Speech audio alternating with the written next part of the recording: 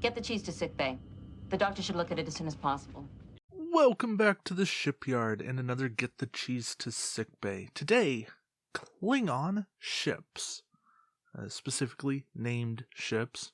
Generics are cool, but named ships are going to take enough time. So we're going to kick things off with the Burrell class, and to start, the assimilated vessel 80279. That's the Borg Klingon hybrid, and it's a cool ship.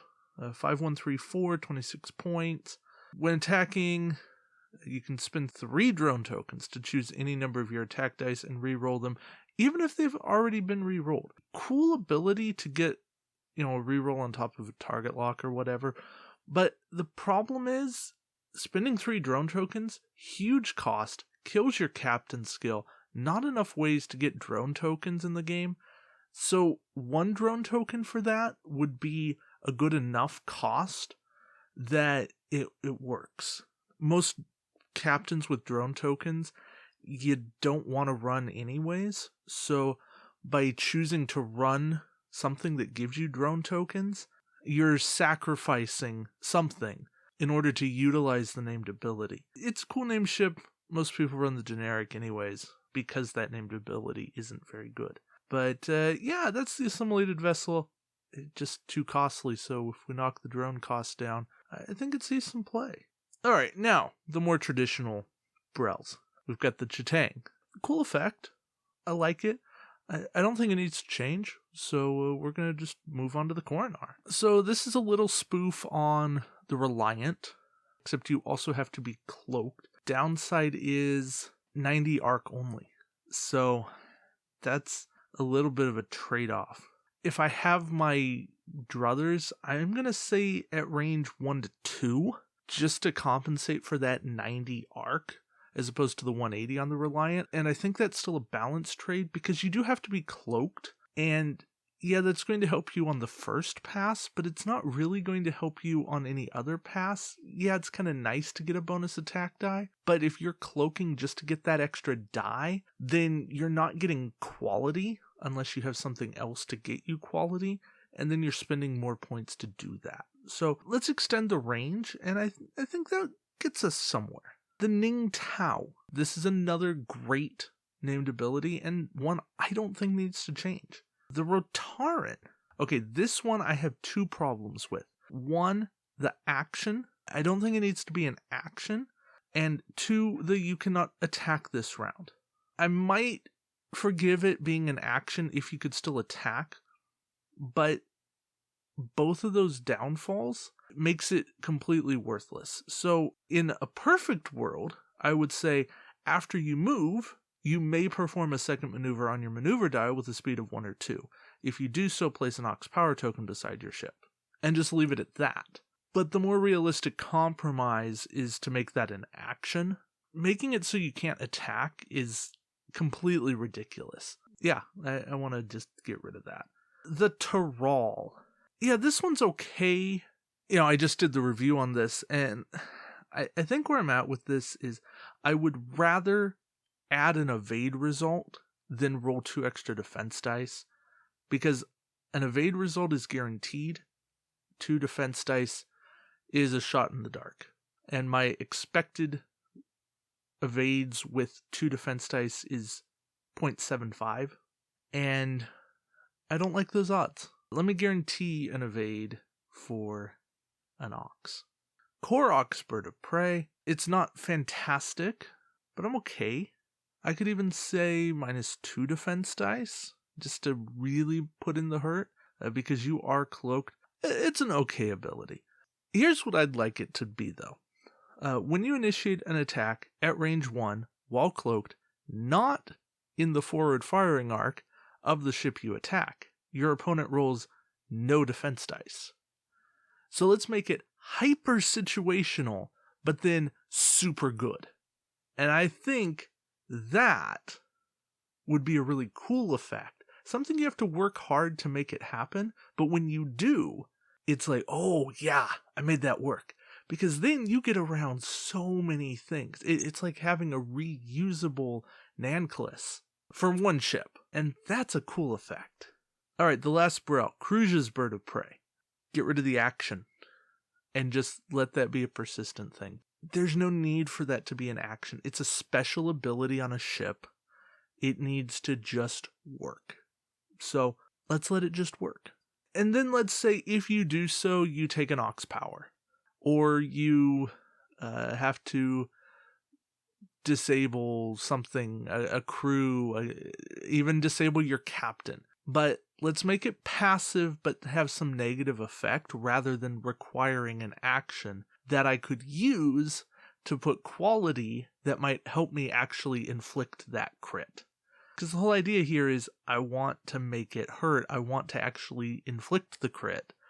And now the only way I can do that is if I give my ship a bonus action from, say, Martok 8 to use, like, in Garen. And that's too much. Alright, D7s now. These are ships that, not too much going on. But, the Groth, I would rather it say each time you defend against a ship at range 1, it rolls 1 less attack die. I think that is better than giving you a chance at an extra evade, because what's 3/8 going to give you? Not much. Not very much. Alright, and Kolar's Battlecruiser. I really like this named ability. I don't think it's on the right ship.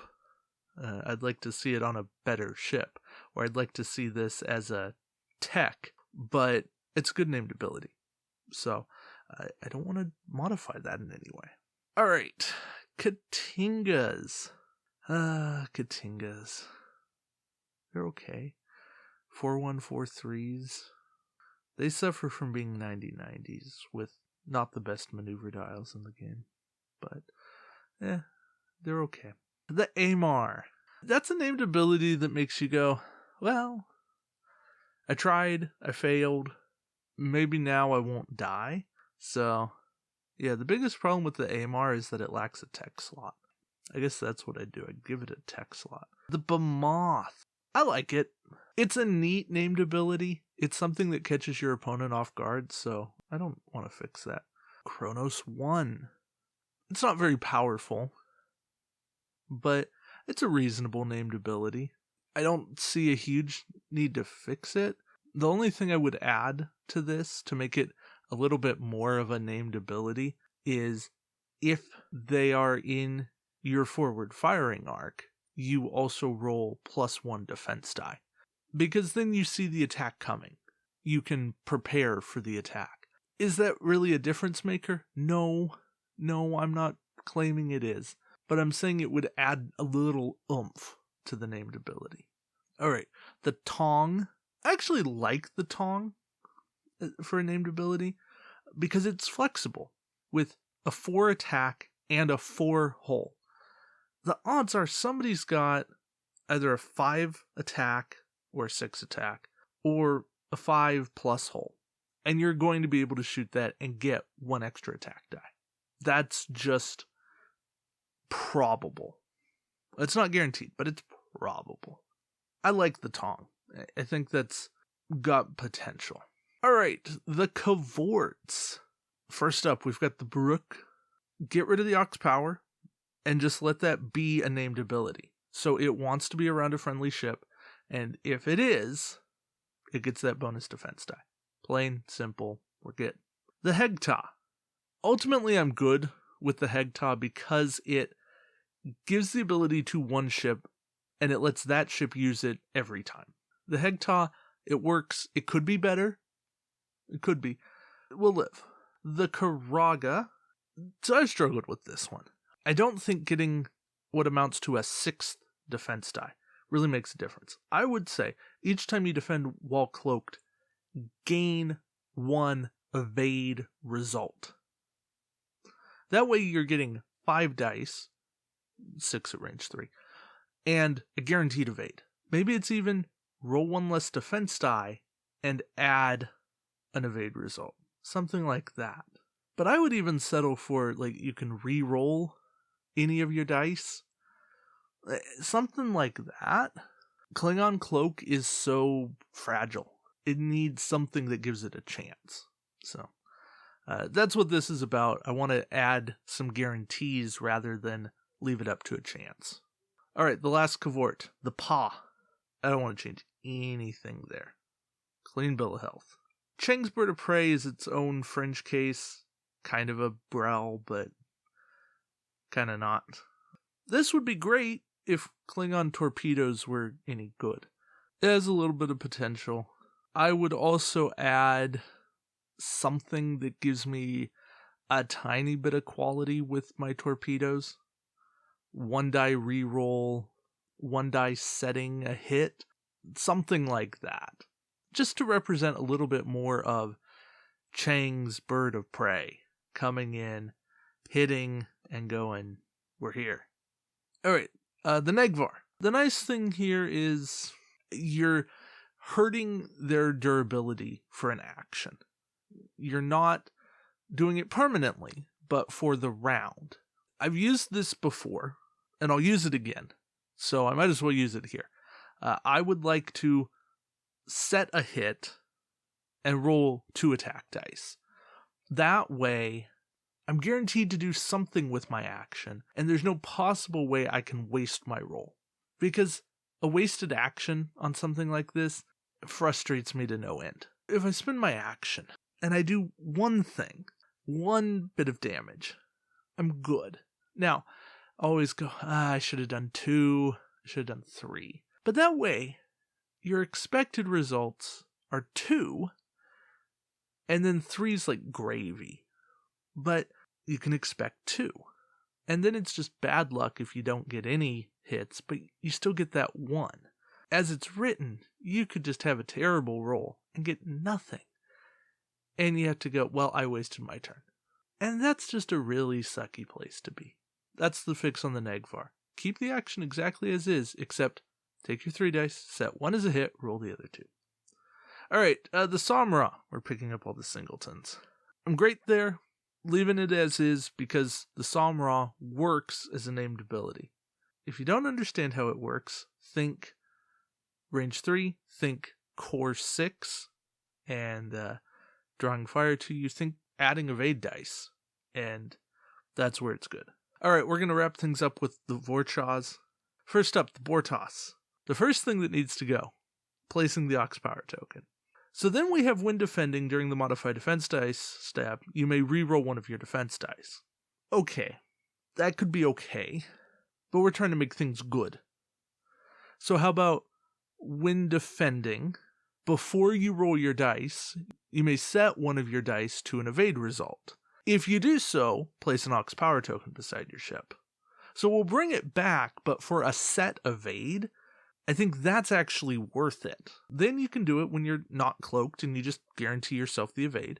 You can do it while you're cloaked, and then you still have 4 dice to roll and see what you get.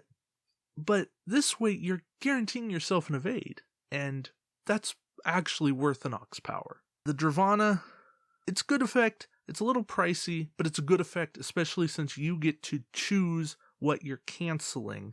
Yeah, I like it. And then the Mata, I think we can add a little bit more punch and say, during the modify attack dice step, you may force them to re-roll 1 die of your choice. Or maybe make that like at range 3. That way you don't stack range 1 abilities. Although, stacking range 1 abilities could be cool. I don't know. Mull that over. Kind of figure it out. I know that gets into the realm of what Koloth does. I think it's Koloth. But, such is life. Alright, that's Klingon ships. They're pretty good on average. Some of the stat lines aren't the best, and that's why they don't see as much play as they should. You know, I like Klingon ships. I kind of did this episode as a palate cleanser because I feel like I've been beating stuff down too much, and I wanted something where I could kind of go, hey, you know what? On average, this stuff's pretty good. This is the stuff I like running. This stuff has pretty good named abilities. Are there some bad things here? There's some stuff that needs tweaking. There's some stuff that could be better. But all in all, this is stuff that works well in the game, that you can find a place, that you can do something with. And when you have that, it works well. Hopefully, it's been refreshing for you as well. And I appreciate you guys watching. So until next time, we'll see you around the shipyard. Take care, guys.